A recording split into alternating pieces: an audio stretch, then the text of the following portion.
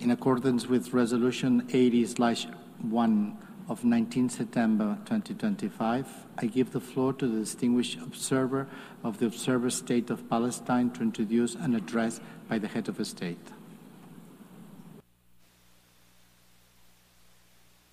Bismillahir-Rahman-Rahim. In the name of God, the Merciful, the Compassionate, Her Excellency Annalena Baerbock, President of the General Assembly, His Excellency Antonio Guterres, Secretary General of the United Nations, Your Excellencies, Highnesses, and Heads of Delegations, may the mercy and blessings of God be upon you. I speak to you today after almost 2 years in which our Palestinian people in the Gaza Strip have been facing a war of genocide, destruction, starvation, and displacement waged by the Israeli occupation forces, in which they killed and injured more than 220,000 Palestinians, the majority of whom are unarmed children, women, and the elderly. A war in which they displaced hundreds of thousands and prevented the entry of food and medical supplies and caused the starvation of 2 million Palestinians. They imposed a stifling siege on an entire people and destroyed more than 80% of homes, schools, hospitals, churches, mosques, facilities, and infrastructure. What Israel is carrying out is not merely an aggression. It is a war crime and a crime against humanity that is both documented and monitored, and it will be recorded in history books and the pages of international conscience as one of the most horrific chapters of humanitarian tragedy in the 20th and 21st centuries. In the West Bank, including East Jerusalem, the capital of the State of Palestine, the extremist Israeli government continues to implement its settlement policies through illegal settlement expansion and developing projects for annexing settlements. The latest was the construction plan for E1, which would divide the West Bank into 2 parts and would isolate occupied Jerusalem from its surroundings and would undermine the option of the two-state solution in a blatant violation of international law and relevant Security Council resolutions, specifically Resolution 2334. Furthermore, the Israeli Prime Minister announced a plan for what he calls Greater Israel, which we reject and completely deplore, and which involves expanding into sovereign Arab states.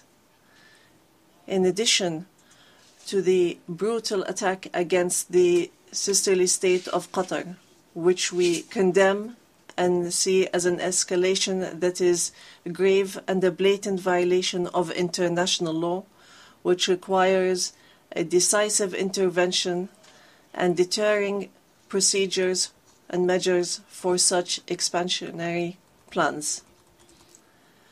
With official support and through increasing facilities, the terrorism of settlers increases. They burn homes and fields, they uproot trees and attack villages and attack unarmed Palestinian civilians.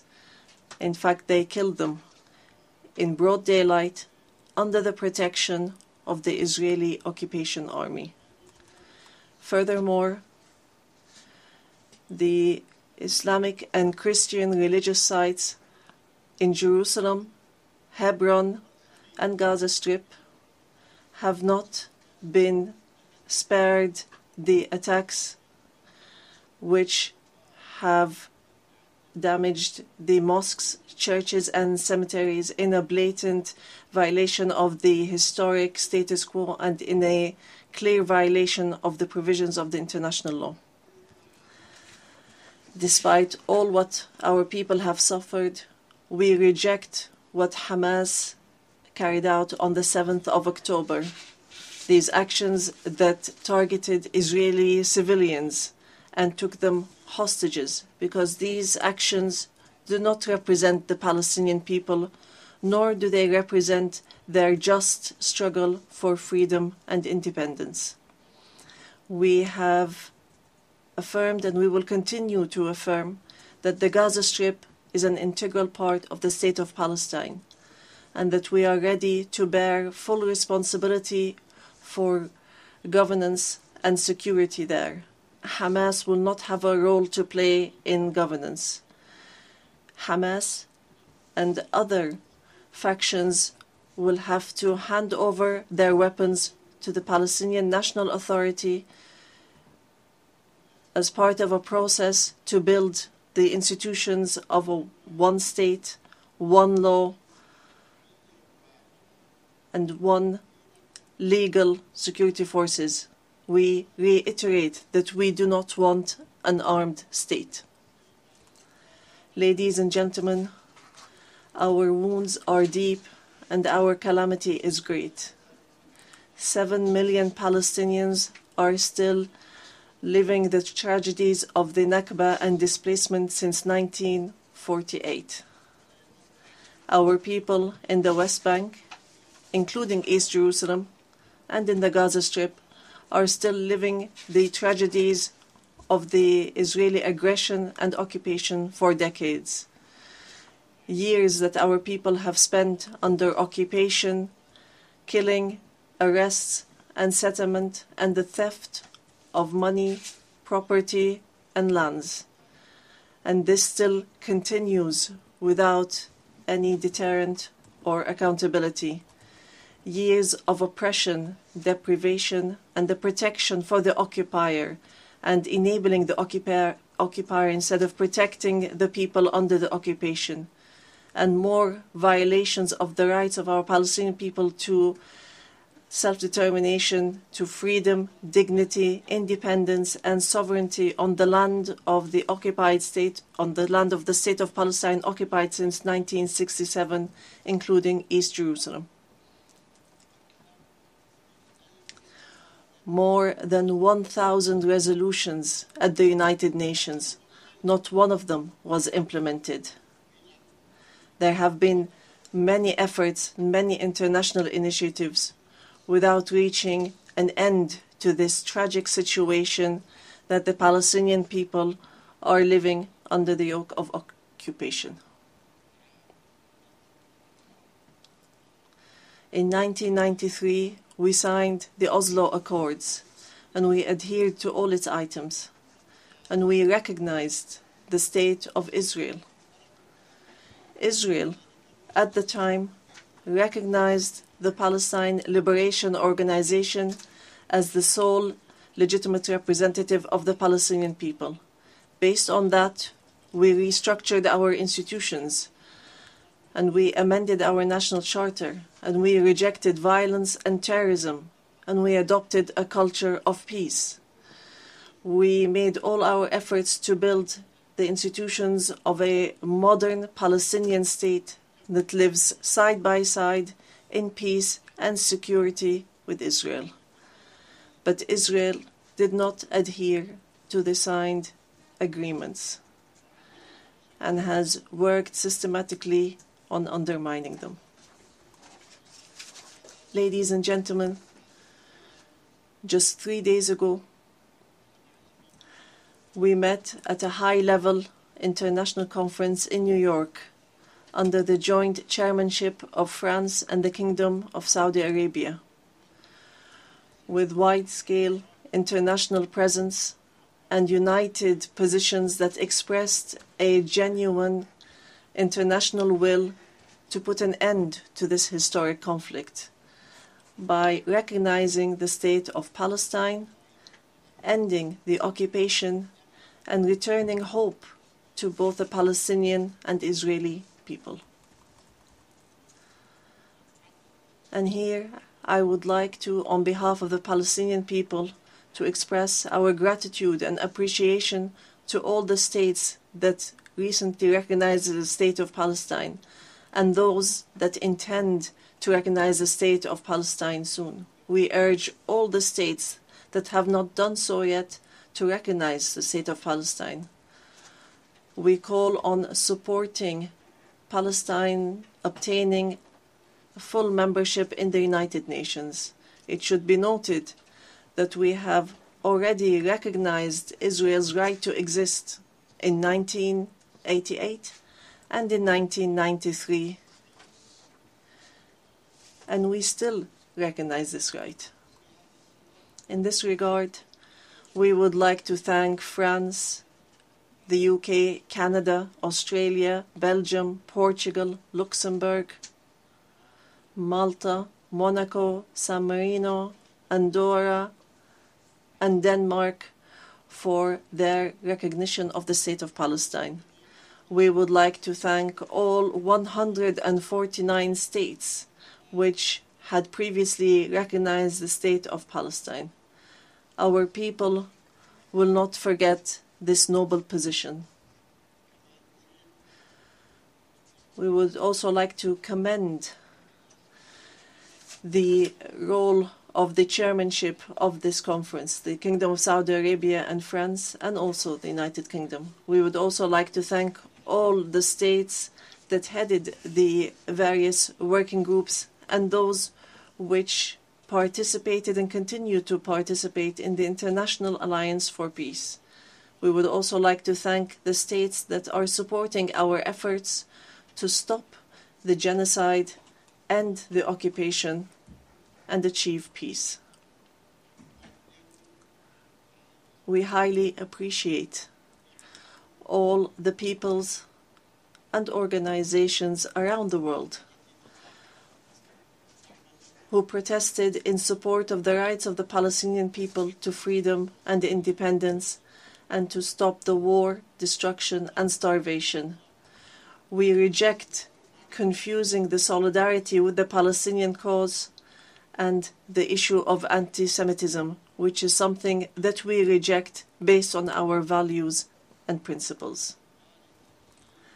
Within the framework of welcoming the outcomes of the International Conference for Peace, we reiterate today before the General Assembly the following points.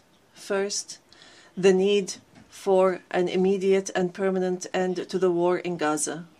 Second, the entry without conditions of humanitarian aid through United Nations organizations, including the UNRWA, and to stop using starvation as a weapon. And here we would like to thank the brotherly and friendly states and organizations that have been sending aids. Third, the release of all hostages and prisoners on both sides. Fourth, the complete withdrawal of the occupation from the Gaza Strip and the rejection of the plans for displacement and putting an end to settlement, the terrorism of settlers, and the theft of Palestinian lands and property under the headline of annexation, and stopping the aggression against the status quo in holy sites. These are all unilateral actions that undermine the two-state solution in Gaza, the West Bank, and Jerusalem.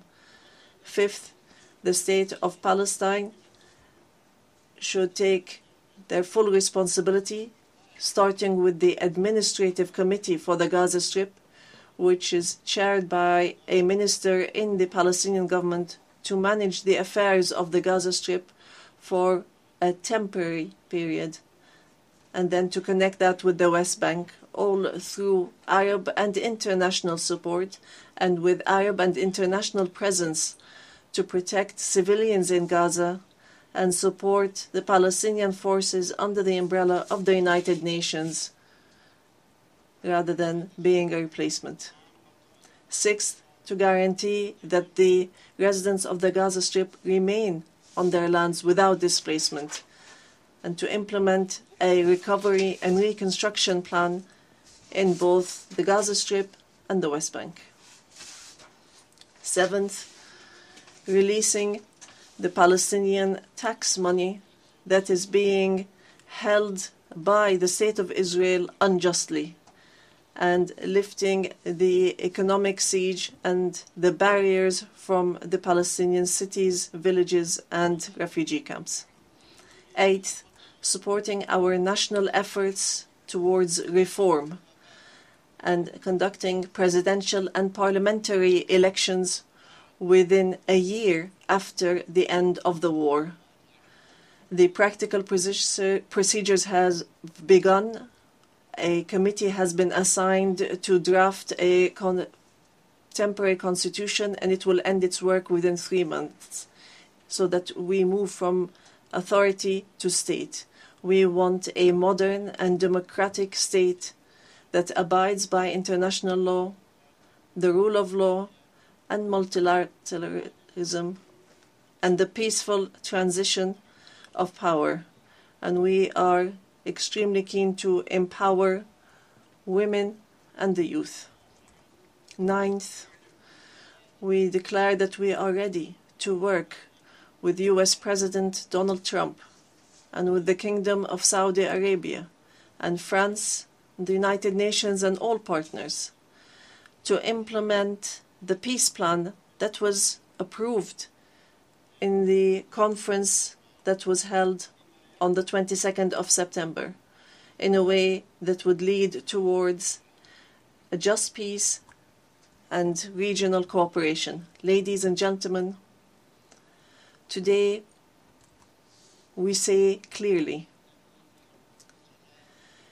peace cannot be achieved if justice is not achieved.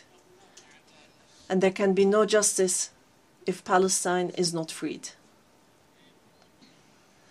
We want to live in freedom, security, and peace like all other people on earth, in an independent, sovereign state on the borders of 1967, with East Jerusalem as our capital, in security and peace with our neighbors. We want a modern civilian state that is free of violence, weapons, and extremism, one that respects law, human rights, and invests in people, development, technology, and education, not in wars and conflict. The time has come for the international community to do right by the Palestinian people, so that they may obtain their legitimate rights to be rid of the occupation and to not remain a hostage to the temperament of Israeli politics, which denies our rights and continue in their injustice, oppression, and aggression. We are continuing to move forward, and we will continue our peaceful, legal, and diplomatic fight to obtain our rights. In conclusion, we say to our sons and daughters in the homeland, in the exile, and in the diaspora, no matter how much our wounds bleed, and no matter how long the suffering lasts, it will not break our will to live and survive. The dawn of freedom will emerge, and the flag of Palestine will fly high in our skies as a symbol of dignity, steadfastness, and being free from the yoke of occupation. Palestine is ours. Jerusalem is the jewel of our heart and our eternal capital. We will not leave our homeland. We will not leave our lands. Our people will remain rooted like the olive trees, firm as the rocks. We will rise from under the rubble to rebuild and to send from our blessed and holy land the messages of hope and the sound of truth and right, and build the bridges of just peace for the people of our region and the entire world. May the peace and mercy and blessings of God be upon you.